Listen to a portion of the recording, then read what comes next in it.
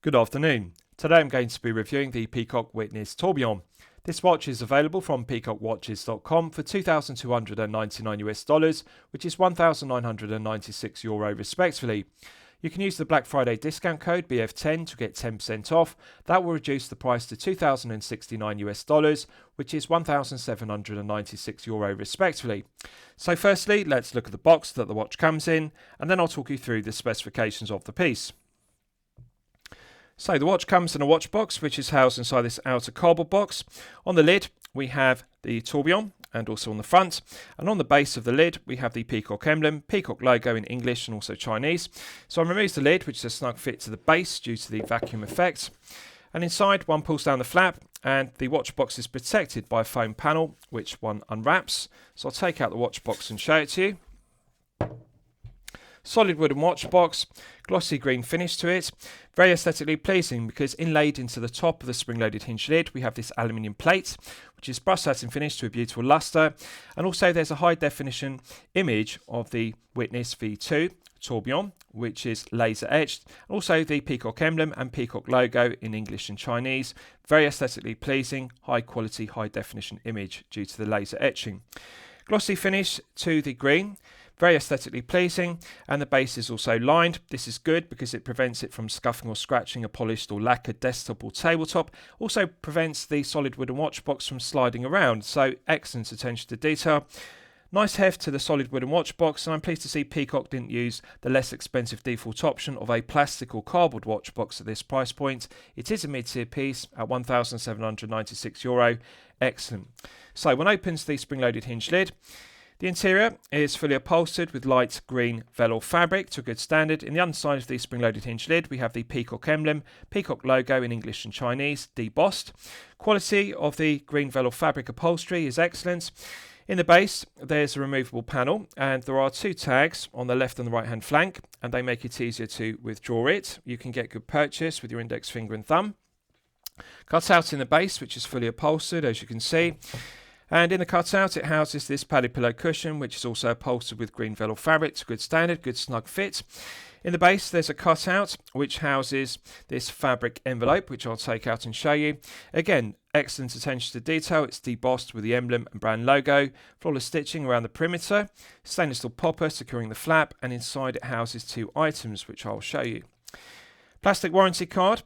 On the reverse, there's space to fill in the name of official retailer, model number, date of purchase, and the website address, peacockwatch.com. I'm pleased to report that this Witness tourbillon is covered by a 2-year international warranty. 2 years of warranty is the industry standard for mid-tier pieces between €500 and €5,000 price point. I'm pleased to see they didn't use a 12-month international warranty, which is mandatory and the industry standard for low-tier pieces between €0 and €500 respectively. One also gets this owner's instruction manual in the form of a printed booklet. Clear, concise diagrams. The instructions are in English, and it details the operation of the movement used, which is the Peacock caliber PAX 9612 tourbillon. Excellent. So I'm just going to put the base back in, and then I'll continue. So excellent presentation, and also good to see 2 years of international warranty. So to clarify, this Witness tourbillon is the V2 version, and there are some notable changes or updates from the V1 to the V2, which I'll detail. It's available in 3 colour options, Dawn Gold, Sky Blue and Midnight Black respectively. This is the Sky Blue version. Of the 3 colour options, I think this Sky Blue version is the best looking. So the notable changes between the V1 and V2 are as follows. The V2 we're looking at has a 41mm case diameter. The V1 was larger, it was 41.4mm diameter. The other notable difference is the lug width has now been reduced. The V1 was 21mm, this V2 is 20mm respectively. There's one other notable difference visually. On the V1, on the guilloche dial, it had tourbillon printed on the dial, and they've now deleted that, and they've now embossed tourbillon on the top left gear of the caliber. So this is more subtle, more refined. Visually, it reduces the impact of tourbillon because the dial is now cleaner. The guilloche dial doesn't have any printing on it whatsoever. This gives the piece a high-end feel, like a high-tier piece costing €10,000+. Correct decision after correct decision. Case diameter from 41.4 down to 40, lug width down from 21 to 20, and tourbillon being deleted from the guilloche dial and moved to the top left gear. Excellent. So with regards to the specifications of the piece, we have a 41mm case diameter. We have a lug-to-lug measurement of 48.4 millimeters, a thickness of 11.2 millimeters, and a lug width of 20 millimeters. The genuine leather strap is suede, and it tapers from 20 millimeters at the lugs down to the buckle and tang. So the buckle and tang are made from solid 904L stainless steel. Just think about that for a moment. This is not made from 316L grade stainless steel, as one would expect in the mid-tier between €500 and €5,000. 904L is also used by Rolex, with high-tier pieces costing €10,000 plus, and Rolex call it oyster steel, but it's the same as this 904L grade stainless steel. So buckle and tang is 904L. Visually, there's no discernible difference between 316L and 904L, albeit the latter has a different carbon content. So, flawless brush satin finishing to the top side, underside and flanks. The inner portion of it has mirror polished bevels, and Peacock is engraved with high definition engraving. Nice angle bevels to the edges, that deletes the sharp corners, and the curvature is excellent. The undercuts to the flanks are deburred very well. Brush satin finishing has a beautiful luster to it. Fantastic finishing, nice heavy gauge to the 904L buckle and tang. Bezel, case, crown, exhibition case back are again all made from 904L grade stainless steel versus 316L grade, as one would expect. We have a flat sapphire crystal with clear AR coating on the underside, and the clear anti-reflective coating does an outstanding job of reducing the glare and the highly reflective nature of the skeletonized feather edge hands, and also the guilloche dial, which is pineapple guilloche finishing. Also on the main plate, which is a bridge, we have vertical guilloche finishing, and on the other plates, on the 9 o'clock and the 3 o'clock plates, we have vertical milled stripes, which are rather like Coats de Genève or Geneva stripes, and this is something they've also updated with the V2. They've improved the quality of the finishing to the bridges on the main plates, and the other thing they've done is they've increased the bevels. They've improved the quality of the bevels in terms of mirror polishing. So high definition guilloche finishing, which is vertical on the 12 o'clock plate, and on the 9 and 3 o'clock plates we've also got higher quality mirror polishing. So this is a higher finished piece in terms of quality control, build quality, finishing than the V1. The V2 is enhanced. That's something I like about it.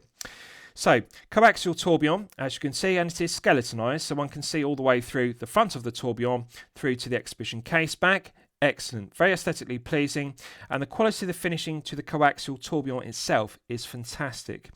What I like about it is, often low-tier and mid-tier Chinese brands, when they make a tourbillon, a coaxial tourbillon like this, they plate it gold or gilt, and this also has blued screws on the 3 screws.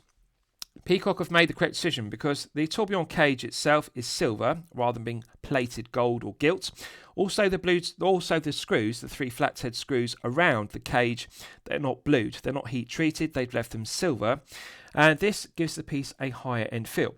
This looks like a tourbillon at €50,000 plus because the cage and the screws are not gilt and blued respectively, they are all silver. Looks better, more aesthetically pleasing, and it complements the vertical guilloche finishing to the 12 main plates, and also the Coats de Genève finishing to the 9 and 3 o'clock plates respectively.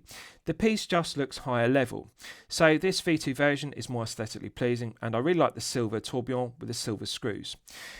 So, skeletonized feather hands. Now, to put these hands into perspective, these are Grand Seiko level finishing. They're rather like the finishing to Grand Seiko Dolphin hands. To put the hands into perspective, Grand Seiko Dolphin hands are finished to a level above Rolex, Tudor and Omega respectively. Grand Seiko do a better job of the bevels and the mirror polishing. These skeletonized feather edge hands are fantastic. They're faceted and they're fully skeletonized, and then the bevels on the edge are feathered. So they're like razor sharp edges. They really do look like Grand Seiko Dolphin hands, the way they mirror polish the facets, the edges of the Dolphin hands. A level above Rolex, Tudor and Omega, and it is a pleasant surprise to see this on a mid-tier piece at €1,796. This is the kind of finishing one would expect to see on handsets above €10,000 plus. It's something that Peacock do very well, and they deserve full credit for that. So, flat sapphire crystal is the correct choice versus using a box top hat crystal, which would add 2mm of thickness, or a double dome sapphire crystal, which would add 1.5mm of thickness. The benefit of the flat sapphire crystal is the piece is very flat, even though it has an exhibition case back. This is only 11.2, which is fantastic for a tourbillon. Often the problem with tourbillon movements, the caliber is very large diameter because they have a large barrel. Often they have large power reserves. This only has 42, which is acceptable, but the benefit of it being 42 versus having a high power reserve such as 96 is that they've reduced the diameter of the barrel and therefore the caliber is smaller diameter. They were able to reduce this V2 version of the Witness down from 41.4 down to 41, and it is noticeable. It does reduce the visual impact. Although it's only a slight decrease, 0.4 millimeters, having it exactly 41 diameter means it's more wearable. The comfort level and feel good factor are enhanced because it doesn't dominate the wrist, it doesn't look too large at 41, and of course they've reduced the lug width, which again matches the reduction in case diameter. 21 down to 20 looks better. It visually has less impact. So it's actually a very practical, versatile daily wear piece, which could be worn as a daily wear piece or alternatively potentially a dress piece. So case proportions are better on the V2. What I like about the dial execution is this sky blue version, the pineapple guilloche finishing, is absolutely mesmerising. It's just fantastic to look at. The vertical guilloche finishing to the 12 main plate is mesmerising.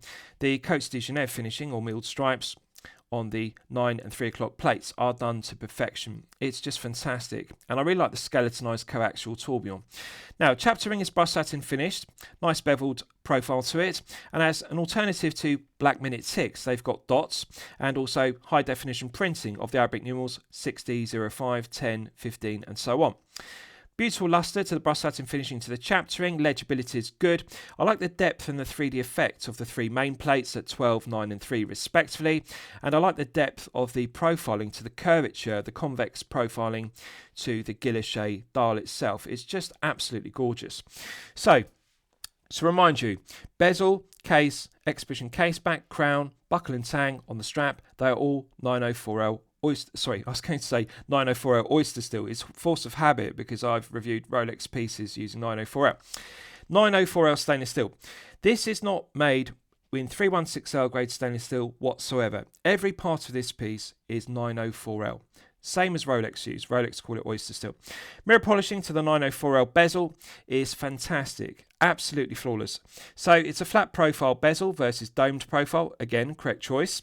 And what I like is the flat sapphire crystal is thin because it only provides 50 meters of hermetic seal, which is perfectly acceptable, but it has a large bevel on the edge and that catches the light. When you tilt the piece at an oblique angle, you can see the bevel on the edge of the sapphire crystal catching the light, and it does an excellent job. The clarity of the sapphire crystal is fantastic. The clarity of the AR coating is fantastic.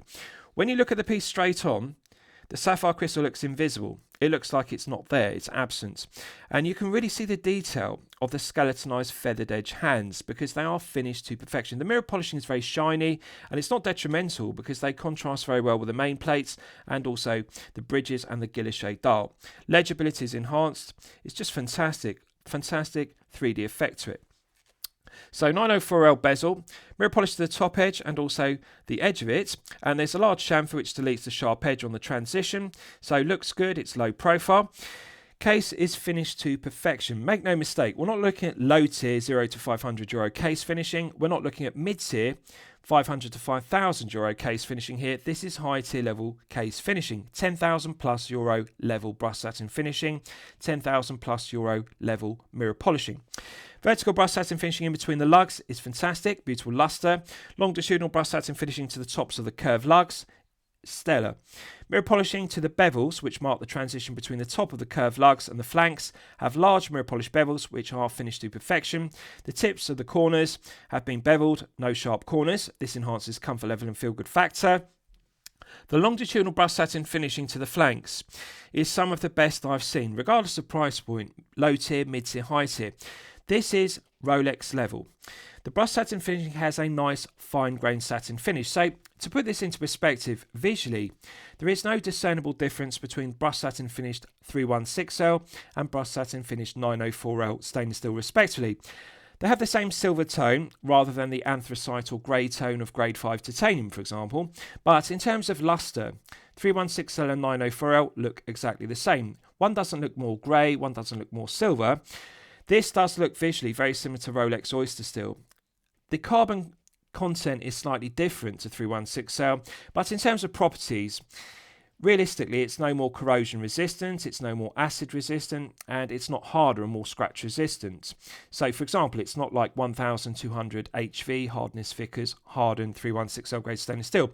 Luster really is the same visually, but good to see 904L used, which is of course the more expensive option. But the thing that really impresses me is the luster and the fine grained satin finishing. This is not rough or coarse, this is Rolex level. And on the right hand flank, same again. Quality of the mirror polishing to the bezels is stellar. Quality of the brushed satin finishing is Rolex level. It's 10,000 plus euro level, not 1,796 as the price point suggests. Crown is nailed finish. Quality of the fluting to the nails is just incredible because the definition looks sharp, but actually in terms of how it feels, it's very grippy and tactile. Easy to get good purchase with one's index finger and thumb. It's conical profile. But what I like about it is it doesn't feel sharp. The flutes on the nailed teeth, they're not too sharp. They don't dig into the index finger and thumb, but they're very grippy. And large large chamfer on the edge, which deletes the sharp edge of the flutes on the nailed crown. Mirror polishing to the end of it is stellar, and we've got the engraved Peacock emblem. It's just a fantastic crown. Looks good, feels good. What I like about it is it's large, so therefore it's easy to get good purchase on, but it doesn't project too far from the right hand flank. So when one flexes the wrist, the benefit is it doesn't dig into the back of the hand. It is just the right size in diameter and also projection from the right hand crown. So it's a push-pull crown versus a screw-down crown. The benefit is, as it's a manual wind caliber, one doesn't need to unscrew the crown to manually wind the Peacock caliber PAX 9612 Tourbillon. 42-hour power reserve, so it takes 40 clockwise turns. Again, this is the benefit of this not having a very high power reserve, such as 96 hours plus, for example, as per other tourbillons, because the barrel doesn't need to be enlarged, therefore the diameter of the caliber doesn't need to be enlarged. The case can be kept to 41, which is beneficial. Not 42 hours is acceptable. Now, 40 clockwise turns, when the mainspring is fully unwound and the movement is exhausted and the tourbillon stops, 40 clockwise turns will suffice to fully manually wind it to its maximum 42 hours, which is good because with high power reserve tourbillons with 96 hours, of course, one has to give it 80 clockwise turns, for example, which is laborious because there is no rotor to automatically wind it. So this is good. Feels smooth to manually wind. And now in terms of smoothness, to put it into perspective, it feels as smooth as manually winding a Sellita caliber SW200-1 or a Miyota caliber 9015. It's got that kind of smooth feeling. Feels lighter than manually winding a Seiko caliber NH35A, which you'll all be familiar with. Doesn't feel rough or gritty, doesn't feel too stiff, and you can gradually feel the tension in the mainspring gradually building up, so it's 42 hours. So it feels pleasant to manually wind. It doesn't feel too stiff, and I like the smoothness of it in particular. It feels refined. This is something I really respect Peacock for. They are capable of making their own in-house calibers, and they deserve full credit for creating a tourbillon caliber in-house.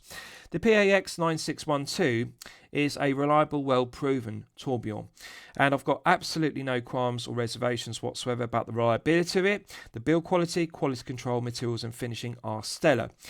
Manual winding feels very refined. So, putting it out to first click position is the final click. There is no date complication, therefore there is no phantom date setting position. One click on the crown is beneficial. We're now in the time setting position. Now, as you'll note, like other tourbillons, it does not hack. I'm not going to be critical of this. The reason why tourbillon calibers do not hack is because if the tourbillon cage stopped abruptly, that could cause damage to the tourbillon cage. And that's the reason why they don't have a brake within the caliber itself to brake the tourbillon, to stop the coaxial tourbillon from moving. So with normally an automatic movement or a manual wind movement, when one pulls out the crown, it causes the movement to hack. It stops the movement dead. But with a tourbillon, that would be detrimental due to the shock, and it would cause damage to it. So that's the reason why tourbillons continue to run, even in the time setting position, is to prevent damage occurring. So I'm not going to be critical of it. And of course, we don't have a second hand. Effectively, the tourbillon is the second hand because it rotates at 1 revolution every 60 seconds. So as an alternative to the second hand mounted on the cannon pinion, one has the tourbillon rotating at 1 revolution every 60 seconds, rather like a second hand ticking or sweeping. So it feels smooth. The point is, it's very smooth. This feels very refined. It actually feels smoother than an SW200-1 or a 9015, which are good. Much smoother than an NH35A. And it just feels very light resistance to it. So this indicates excellent meshing of the teeth in the winding gears. They're cut very precisely. One doesn't feel a lot of friction. It doesn't feel stiff. Doesn't feel rough or gritty. Nice light resistance to it.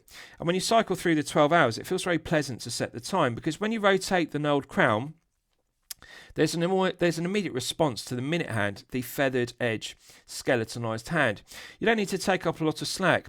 This is one of the most responsive crowns I've experienced. In terms of the minute hand, you don't need to take up a lot of slack in the gearing. The teeth feel like they're meshing very precisely.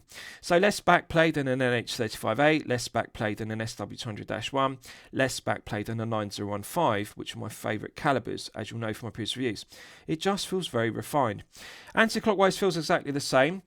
In terms of smoothness, it doesn't feel heavier or lighter clockwise or anti-clockwise. The gearing feels the same whether you rotate the crown anti-clockwise. Now, the thing to note is when one rotates the crown anti-clockwise, the gearing reverses the hand direction. So anti-clockwise on the crown makes the hands rotate clockwise. Rotating the crown clockwise has the effect of rotating the hands anti-clockwise. So it's rather like a Rolex chronology caliber, such as the Rolex caliber 3235. The gearing reverses the direction of the hands. It's not detrimental, but it's something to become accustomed to. If you're used to rotating your crown clockwise and the hands rotating clockwise, that's something to be mindful of. It reverses it. So you just have to get used to rotating the crown into the opposite direction of one's intuition. But fantastic, very smooth, minimal back play. Pushing it back in, it's got a nice positive click, and that reinstates the 50 meters of hermetic seal. Excellent. Right, so let's look at the strap in detail. What I like about this strap is suede on the top side, and the stitching on the edges matches. Perfectly smooth on the flanks. It's padded, and although it's padded, it's thicker at the spring bar end where it needs to be more reinforced, and then tapers down in thickness down to the buckle and tang end, but very soft and supple at the buckle and tang end. In terms of how soft and supple it is, it's as supple as the very best of Halloween shell cordovan straps, which are tanned in Chicago, or alternatively Hirsch carved leather straps, which of course are made in Austria. It's as soft and supple. This does not require any breaking in whatsoever. It feels as soft and supple as a well-worn strap. Very comfortable as a result. Excellent attention to detail. Rather than straight edges, what they've done is they've curved the edge of the end of the strap so it curves around the case. So one doesn't get this abhorrent gap of a straight end strap. The curvature of the end of the strap matches the curved profile of the case. It closes up the gap. This enhances comfort level and feel-good factor. It's fantastic. Taper is correct, soft and supple. Let's look at the underside of it. Excellent. So you've got a tan liner to it and grey stitching, which looks very good. No loose stitches. Genuine leather is debossed. And on the other side, it's debossed with Peacock. Very well finished. The liner to it is very smooth, and this enhances comfort level and feel good factor. And as I've detailed, there are enough slots in it to sizes from a 6 to 7.5 inch wrist size. And again, we're looking at correct decision here because we've got quick release stainless steel spring bars versus standard spring bars. Benefit of that is one doesn't need a spring bar tool in order to exchange the strap. Look at the curvature of this. The attention to detail on this piece is fantastic. The curvature of the end of the strap perfectly matches the curvature of the case in between the lugs. There's no gap whatsoever. There's enough clearance, so the end of the strap isn't going to rub against the case and scuff it, but the curvature is nice and tight, as you can see. On both sides, the 6 and the 12 o'clock side, the curvature of the end of the strap perfectly matches the curvature of the case. This is very refined.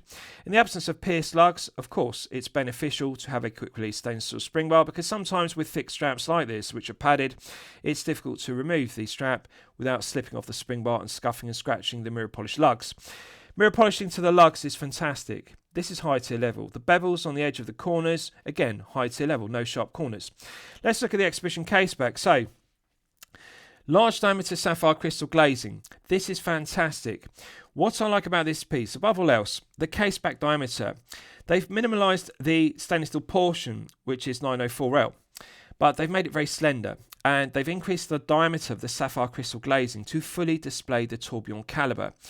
What I like about the reverse of the caliber is it has milled stripes, which are like Coats de Genève, alternatively Geneva stripes, and then they've anodised it. And they've anodised it in the same blue tone, sky blue, as the pineapple guilloche dial itself. If you look at the blue tone of the guilloche dial, It's absolutely mesmerising, but they've anodised the back of the movements, the calibre, with the same blue tone. And the match is perfect.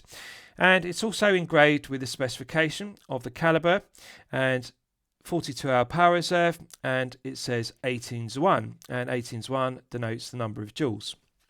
Also Peacock, and we've got the reference of the calibre, PAX 9612. Skeletonized fully. Now, if you look at the coaxial tourbillon from the reverse, you can see it's skeletonized. You can see all the way through it, from the exhibition case back to the front. Quality of the mirror polishing to the edges of the teeth on the gears is fantastic. Make no mistake, we're not looking at a low-tier tourbillon calibre here. Quality of the polishing, the brushed satin finishing to the gears is fantastic. And the screw finishing, the slots, they are mirror polished to perfection. The quality of the gears, the screws, every aspect of this is incredible. Also the 3 flathead screws going through the coaxial tourbillon, the mirror polishing is fantastic. This is not low tier or mid tier level. This is not 500 to 5,000 euro level. This is 10,000 plus euro level finishing to the reverse of the calibre. Just fantastic to look at. What I like about it above all else is it's very flat. If you look at this piece at the side profile, you can see it's incredibly thin. Now bear in mind, this is not a pressed on case back. This is a screw down case back providing 50 metres of hermetic seal, which is perfectly acceptable. Brushed satin finishing, which is concentric CNC lathed and machined, is good. The milled slots are deburred very well, but the sapphire crystal glazing is incredibly thin. And it sits very close. The tolerances are excellent because it looks like it's so close, it's like it's touching the gears. And this is good because it reduces the thickness of this piece down to only 11.2. And although it does have slab-sided flanks, the case back and the sapphire crystal and the bezel in the front are very thin, and the case back itself is very thin. This is very good. This is high tier level case back execution. Does a good job of displaying the calibre, aesthetically pleasing. I like the concentric CNC lathe tool machining. Quality of the engraving around the circumference is high definition. It's crisp, the font is clearly legible, but it doesn't feel rough. Because the sapphire crystal centre portion sits proud of the stainless steel portion, and this enhances comfort level and feel good factor. Because of the large diameter of the sapphire crystal, it makes it very smooth and comfortable to wear this piece against the wrist for long periods of time, such as 8 to 12 hours per day. The blue anodizing to it is just mesmerizing. It's like a hologram effect. Just fantastic. One of the best finished tourbillon calibers I've seen, regardless of price point. Right, so I'll give you a wrist shot and you can see how it fits on my 8-inch wrist. Now, as I've detailed, this suede strap is long enough to fit up to a 7.5-inch wrist size. I can just engage the end of the strap in the first fixed keeper and the tip of it in the second sliding keeper. So 8 inches it does fit, but it's too tight to fit my index finger beneath it. So this is tight on my wrist. For comfort, it would need to be half an inch longer. So realistically, 7.5 inches is the longest size it will support. Enough slots in it to size it down to a 6 up to a 7.5. I'm not going to be critical because for the majority of collectors, I appreciate they have a 6 to 7.5 inch wrist. This will suffice. Wrist presence is fantastic. What I like about this piece, 2 things above all else. Lack of thickness. 11.2 for a tourbillon is just incredible. 11.2 is the kind of thickness I would expect with a quartz pad piece or a mechanical manual wind piece without a coaxial tourbillon. It's an incredible achievement to Peacock to slim this down to only 11.2, not even 12mm thick. Needless to say, this is well below the 30mm sweet spot that I often refer to, because 30mm and below means a piece will easily slip underneath the shirt cuff if you wear business shirts. At 11.2, it is well below the 13 sweet spot. Sits very flat on the wrist. Curves around the wrist very well because of the curvature of the lugs. We don't have a large abhorrent gap beneath the tips of the curved lugs. They're nice and snug. And although it does have slab sides to it, which is acceptable because of how thin the case is, the exhibition case back is perfectly flat. Look how snug it sits to the wrist. We don't have a large gap like a bubble back deep case back. This is a very flat piece. Flat sapphire crystal in the front, flat sapphire crystal in the back, low profile case, low profile bezel, nice curvature to the lugs, very snug fitting. Comfort level and feel good factor of this piece is fantastic. They've really maximised it with this V2 because the 41.4 V1 was too large diameter, the 21 lug width was too large, it didn't look good. 20mm is correct, 41 is correct, and the taper is correct, 20 down to the buckle and tang, which is 904L. This suede strap is very soft and supple. much more soft and supple than if they used an alligator leather strap, for example, which would be thick and padded with a matte black finish. The grey suede actually does work very well because we've got the grey accents. If you look at the main plates, which is vertical guilloche finish for the 12 main plates, and also the 9 and 6 Côte de Genève finish plates, they have this anthracite silver tone. And of course that's complemented by the grey tone of the suede. So it actually suits it better than using a black alligator leather strap or a matte black strap. This looks better. The grey suede complements the grey anthracite finish to the main plates. And it's just fantastic. I really like it. I like the look of the grey suede and also like the look of the guilloche dial because the blue tone of the guilloche pineapple finishing, it really does contrast very well with the vertical guilloche on the 12 plate and the 9 and 6 Côte de Genève finishing. It's just fantastic to look at. And I really like the cage is silver and the screws on the coaxial tourbillon are silver versus gilt and blued as I've detailed. This looks higher end. It really does look like a €50,000+ tourbillon piece. Fantastic.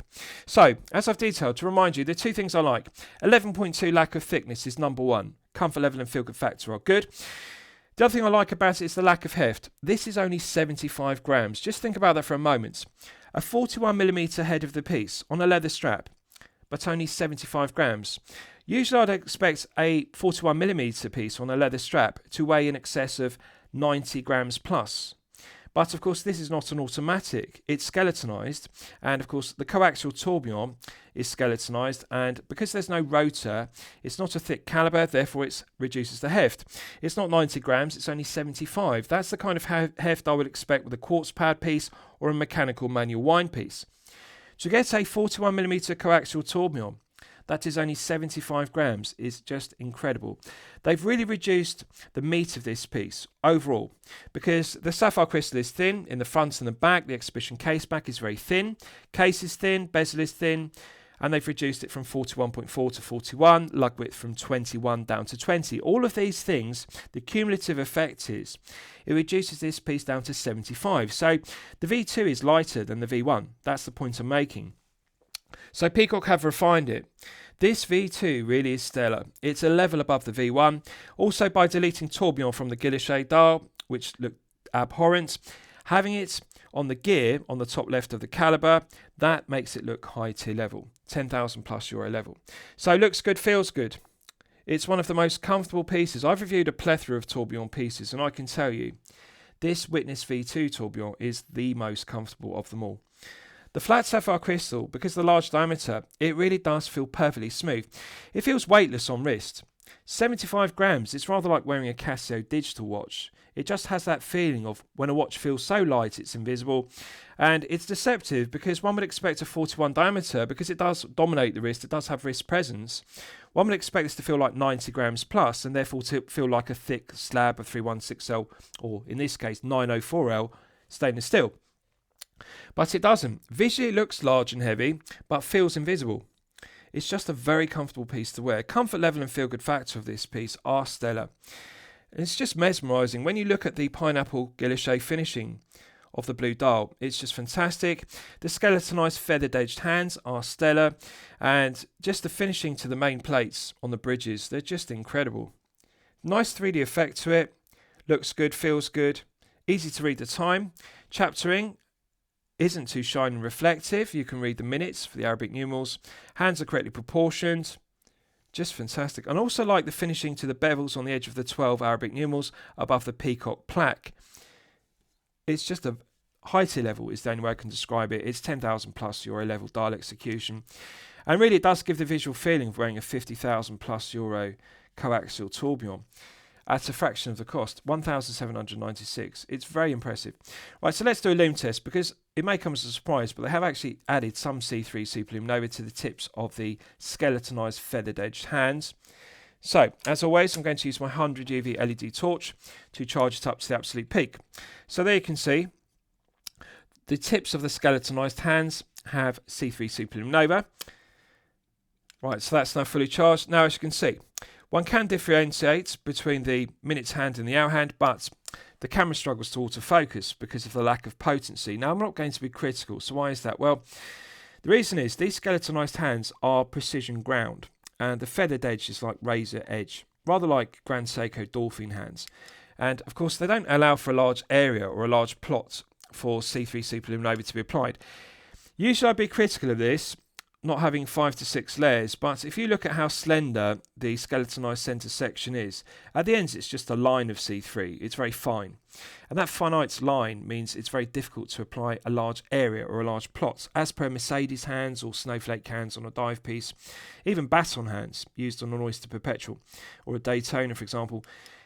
You can see it's actually difficult to apply a long area or a large area of C3, but it's good enough because it does have a longer length or a larger plot on the minute hand versus the hour hand.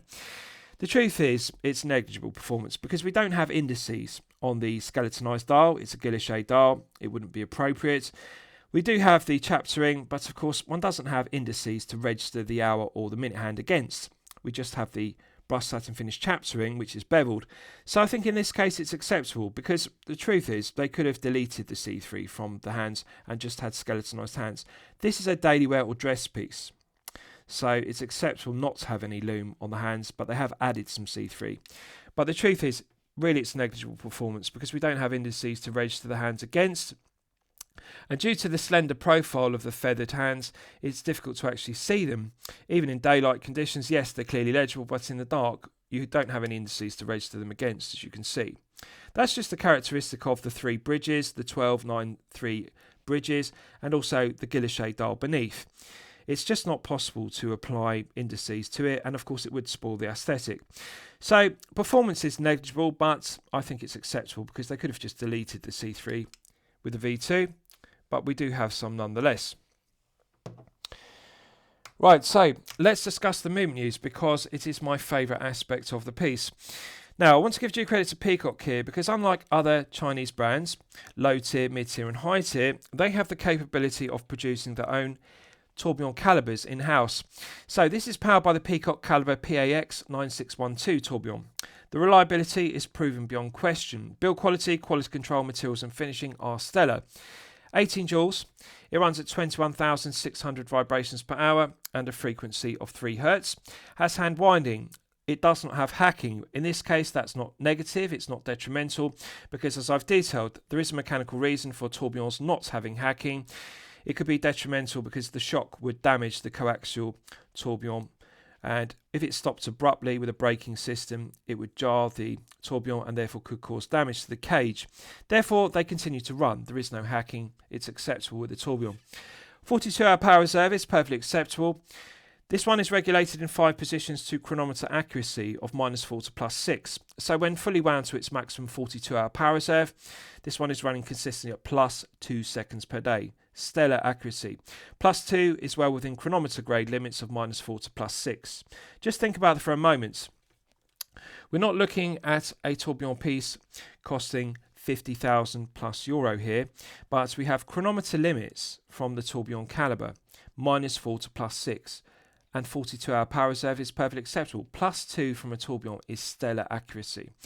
One thing I do want to clarify though, the +2 is when it's fully wound to its 42 hours. As per all mechanical movements, including tourbillon calibers, when the mainspring power reserve is depleted, when it's reduced to 20 hours or 10 hours and below, of course the accuracy is then wider, ±10 seconds per day typically. Even when you regulate the caliber in 5 positions to chronometer limits of -4 to +6 in all 5 positions, +2 is attainable with a tourbillon when it's 42 hours, but when it gets down to 20, it can be ±10. When you get down to below 10 hours, it can be even wider than ±10. That's something to note. It's just a characteristic of tourbillons. However, it depends on the power reserve. Generally speaking, with coaxial tourbillons like this, the higher the power reserve, one has to sacrifice accuracy. The lower the power reserve, one can refine the accuracy. So the positive of this only having 42 hours is the caliber is thinner, and also the barrel can be made smaller diameter. Therefore, the caliber itself is smaller diameter. They were able to reduce this from 41.4 to 41 in the V2. The other benefit is it's thinner. And above all else, that's the benefit. This piece is only 11.2. 11.2 is like a quartz or a mechanical manual wind piece without a tourbillon. It's fantastic because it's not a thick block of 904L stainless steel as a result. 11.2 makes it wearable. That's the point. Comfort level and feel good factor are maximised. So I like the fact it's a thin calibre, and I like the fact it's accurate. And rather than having a very high power reserve of 96 hours, 42 is acceptable. The other benefit is, from a practical daily wear piece point of view, with a 96-hour power reserve tourbillon, you have to rotate it typically 80 clockwise turns. This is only 42, and that's not detrimental because you only need to give it 40 clockwise turns, rather like manually winding an NH35A, an SW200-1 or a 9015 with 41 or 42 hours respectively. So that's good. That's the benefit. You don't need to rotate it an excess number of turns to manually wind it, and one has to bear in mind this isn't an automatic, so you are going to be manually winding it every 2 days. I like everything about it. Reliability is excellent. Build quality, quality control, materials and finishing are stellar. And if you look at the back of it, you can see the coats de Genève or Geneva stripes, which are then anodised. They are high definition. Quality mirror polishing and the brush satin finishing to the gears and the screws is just stellar. There are no imperfections in this whatsoever. Quality control level of this piece is very high. It's €10,000+ level, QC level. I like everything about it, and the attention to detail is fantastic. Even on the underside of the buckle and tang, they've engraved with high definition engraving 904L stainless steel, just to confirm that this is not made from 316L as a cost cutting measure. Every part of this piece is 904L. Buckle and tang, bezel, crown, case, caseback. Just fantastic. They could have used 316L in order to cut production costs and maximise profit margin per piece. They used 904L as per Rolex to make it the best quality they could. Just mesmerising. So last I'll summarise the piece. What do I think of it overall? Well, when I'm considering reviewing a watch on my channel, the watch will meet 2 criteria. So mid-tier piece, mid-tier is €500 to €5,000 respectively. If you use the Black Friday discount code BF10 to reduce it by 10%, the price is $2,069 which is €1,796 respectively. Yes, this is unquestionably excellent quality, and yes, it is unquestionably excellent value. That's €1,796. I think Peacock could have actually undervalued this piece, because everything about this piece says to me, in terms of specification, build quality, quality control, materials, finishing, and the QC level of this piece above all else, it says to me high tier. It says to me €10,000+. This definitely does not say to me €1,796 quality and €1,796 value. I think they have undervalued this piece. It's one of the best coaxial tourbillons I've seen, regardless of price point, low tier, mid tier, high tier, and visually it looks like a €50,000+ piece. That's the point. Peacock, of course, have brand heritage. They're one of the 3 heavyweights, and that's something I appreciate. It also adds value to the piece. One has to respect that 1957 heritage, because that does add value. We're not looking at a new Chinese brand here, such as San Martin, which was only founded in 2012 respectively. They have that originality from 1957. They're one of the 3 heavyweight Chinese brands. So that adds value. The 2 years of warranty also adds value, because they have absolute confidence in the reliability of the coaxial tourbillon. They're not making a tourbillon and only giving it 12 months, and then the collector then has the reservation or the concern, is the tourbillon going to fail after 12 months the warranty expires. This V2 is refined. It's a level above the V1. They've deleted tourbillon, looks better, reduced it to 41, 20mm lug width. It's just refined. If I had to choose one word to describe it, it would be refinement. So I'm going to declare it a champagne watch for lemonade money. I hope you've enjoyed my review of the Peacock Witness tourbillon. Please feel free to post your own comments below the video. Thank you for watching.